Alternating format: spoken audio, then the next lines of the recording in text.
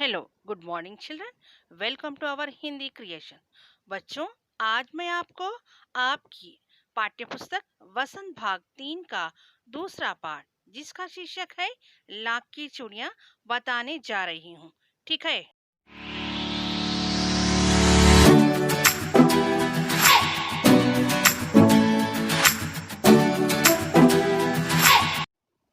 अब हम लाख के बारे में जानेंगे।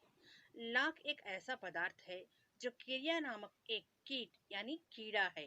यह अपनी और अपने अंडों की सुरक्षा के लिए आम, इमली, बेर आदि पेड़ के डालियों पर एक विशेष पदार्थ छोड़ता, वही लाख है। अब हम लेखक और उनका उद्देश्य जानेंगे। ठीक है बच्चों, यह एक कहानी पाठ है। कौन सा? लाख की चूड़ियां एक कहानी पाठ है। इस कहानी के लेखक है कामता नाथ जी। ओके चिल्ड्रन, और इनका उद्देश्य हम जानेंगे। यहाँ पर लेखक यह दर्शाना चाहा कि आज मशीन युग बढ़ता जा रहा है। हाथ से बनने वाले कारीगर बेरोजगार हो रहे हैं और साथ ही उनके पैतृक धंधे यानी कि पैतृक धंधे मीन उनके पूर्वजों के धंधे भी समाप्त होते जा रहे। बच्चों, इस पाठ में भी मशीनी युग आने से बदलू बेरोजगार हो जाता है। ओके, अब हम पाठ का सार जानेंगे। लेखक जब छोटे थे तो अपने स्कूल की हर गर्मी की छुट्टियों में नानिहाल अपने मामा के पास जाया करते थे और 1 डेढ़ महीना रहकर आते थे। ओके, और वहां पर गांव में एक बदलू नामक व्यक्ति था, जिसे मामा के गांव के होने के कारण लेखक को उसे बदलू मामा कहना चाहिए था, लेकिन सभी बच्चे उसे बदलू काका कहते थे, इसलिए लेखक भी उसे बदलू काका ही कहते थे। वह पेशे से मनिहार था, अर्थात चूड़ियां बनाने वाला था। वह लाख की सुंदर सुंदर रंग बिरंगी चूड़ियां बनाता था। वह उसके पूर्वजों का कारोबार था, जिसे वह आगे बढ़ा रहा था। उसकी बनाई चूड़ियां इतनी प्रसिद्ध थी कि उसके गांव के साथ साथ दूसरे गांव की स्त्रियां भी उससे चूड़ियां लेने आती थी। ओके चिल्ड्रन, लेखक के मामा के घर जाने का चाव का कारण यह था कि बदलू उसे लाख की रंग बिरंगी गोलियां बनाकर देता था। बदलू का मकान गांव में कुछ ऊंचाई पर था। मकान के सामने बड़ा सा आंगन था, जिसमें एक नीम का वृक्ष था। उसी के नीचे वह अपना काम करता था। पास में तेज भट्टी पर वह लाख पिघलाता। लकड़ी की चौखट पर लाख को मुलायम करके पतली सलाख का रूप देकर चूड़ी का आकार प्रदान करता। खूब सारी चूड़ियां को एक साथ बनाकर उसे बेलनुमा लकड़ी के गोल गुटके पर चढ़ा देता। फिर जब लाख के रूप में चूड़ियां जम जाती तो उन्हें एक एक करके रंगता था। ओके चिल्ड्रन, बदलू मनिहार था। चूड़ियां बनाना उसका पैतृक पेशा था। वास्तव में वह बहुत सी सुंदर चूड़ियां बनाता था और उसकी बनाई चूड़ियों की खपत भी बहुत थी। उस गांव में तो सभी स्त्रियां उसकी बनाई हुई चूड़ियां पहनती थी। उस समय वस्तु विनिमय का तरीका था और लोग अनाज के बदले उससे चूड़ियां ले जाते। और बदलू का स्वभाव भी बहुत सीधा साधा था। वह कभी भी किसी से झगड़ता नहीं था। हाँ, शादी विवाह के अवसर पर वह अवश्य जिद पकड़ता था। जीवन भर चाहे कोई उससे मुफ्त चूड़ियां ले जाए, परंतु विवाह के अवसर पर वह सारी कसर यानी कमी निकाल लेता था।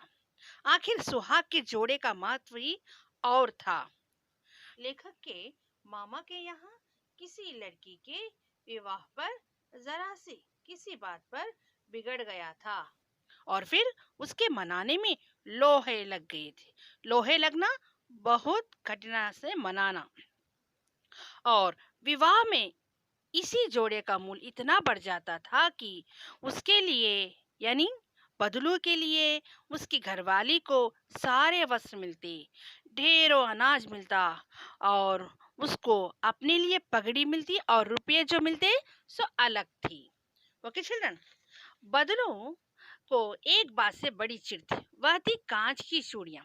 यदि कोई स्त्री हाथों में उसे कांच की चूड़ियां दिख जाती तो वह अंदर ही अंदर कुड़ उठता, यानी ईर्ष्या होती थी उसके मन में, और कभी कभी तो दो चार बातें भी सुना देता था। ओके चिल्ड्रन, और यहाँ पर लेखक बदलू के घर घंटों बैठकर उससे बातें करते थे, और बदलू कब उसके बारे में, उसकी पढ़ाई के बारे में पूछता था, कभी उसके घर के बारे में, कभी शहर के जीवन के बारे में, इस तरह पूछता था। और शहर के बारे में पूछता तो एक कहता कि शहर की बात और है लला, वहां तो सभी कुछ होता है, वहां तो औरतें अपने मर्द का हाथ पकड़कर सड़कों पर घूमती भी है, और फिर उनकी कलाइयां नाजुक होती है ना, लाख की चूड़ियां पहने तो मोच ना आ जाए। इस तरह कहता है। कौन कहता है? बदलू कहता है।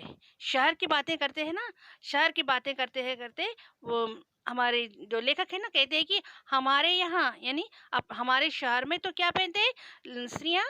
कांच की चूड़ियां ही पहनते हैं। तब ये बातें कहता है कि वहाँ की स्त्रियों की कलाएं कैसी होती, नाजुक होती है, इसलिए वे क्या पहनते हैं? कांच की चूड़ियां ही पहनते हैं। और बदलू लेखक को लाला कहकर पुकारते हैं। बदलू लेखक का खूब आदर सत्कार करता। जब भी वह बदलू के घर जाता तो उसके लिए मलाई, दो चार आम खिलाता था, और उसके साथ साथ एक दो लाख की गोलियां बना देता था। लेखक अपने मामा के गांव दो तीन बार ही गया होगा। तभी लेखक के पिताजी का तबादला दूर शहर में हो गया। ओके, इस कारण लेखक लंबी अवधि तक गांव ना जा सके। ओके चिल्ड्रन, लगभग 8-10 वर्ष के बाद गांव गए। अब लेखक को लाख की गोलियों में रुचि नहीं थी। गांव में सभी स्त्रियां कांच की चूड़ियां पहनने लगी थी।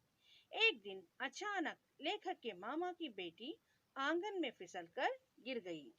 उसकी हाथ की कांच की चूड़ी टूटकर उसकी कलाई में घुस गई। लेखक ने उसकी मरहम पट्टी की तो अचानक लाख की चूड़ियां बनाने वाले बदलू काका की याद आ गई। ओके चिल्ड्रन, शाम को वह घूमते घूमते बदलू के घर पहुंच गया। बदलू उसी नीम के पेड़ के नीचे चारपाई पर लेटा था। लेखक द्वारा अपना परिचय देने पर ही उसने लेखक को पहचाना। अब बदलू का शरीर कमजोर हो चुका था। उसके हाथों में नसें उभर कर आई थी।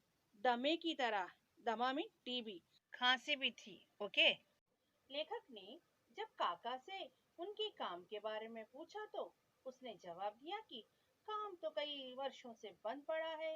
अब मेरी बनाई चूड़ियां कोई नहीं पूछता।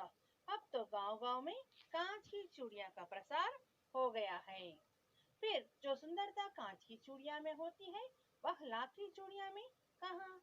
ये शब्द कहते कहते लग रहा था कि काका के अंतर्मन में कोई व्यथा घर कर गई हो, जिसे वह शब्दों के आवरण से ढकना चाहता था। लेकिन यह दुख छिपाए ना छिप सका कि लाख की चूड़ियों का कारोबार बंद होने से बदलू काका अंदर ही अंदर टूट चुका था। ओके चिल्ड्रन, बदलू काका ने कहा कि आजकल सभी काम मशीन से होते हैं, यहाँ तक कि खेत भी मशीनों से जोते जाते हैं। और यह भी कहने लगा कि मशीनी युग ने कितने हाथ काट दिए हैं, क्योंकि यह सत्य है कि दिन प्रतिदिन बढ़ती मशीनें मनुष्यों का स्थान लेती जा रही है, और अधिक संख्या में लोगों के कारोबार ठप हो रहे हैं।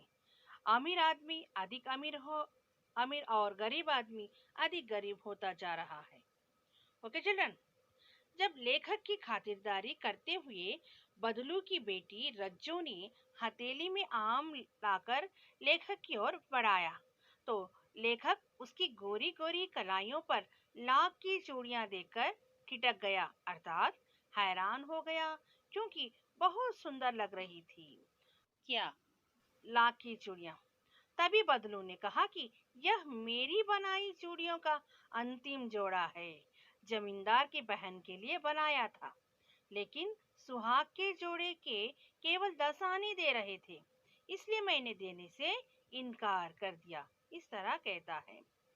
अब लेखक को जब यह पता चला कि जमींदार द्वारा उसकी बहन की शादी का सुहाग का जोड़ा कम दामों में खरीदने पर बदलू ने देने से इनकार कर दिया, तो उसे बदलू काका पर गर्व हो आया कि हालातों ने उसे भले ही हरा दिया हो, लेकिन उसने अपने आप से हार नहीं मानी।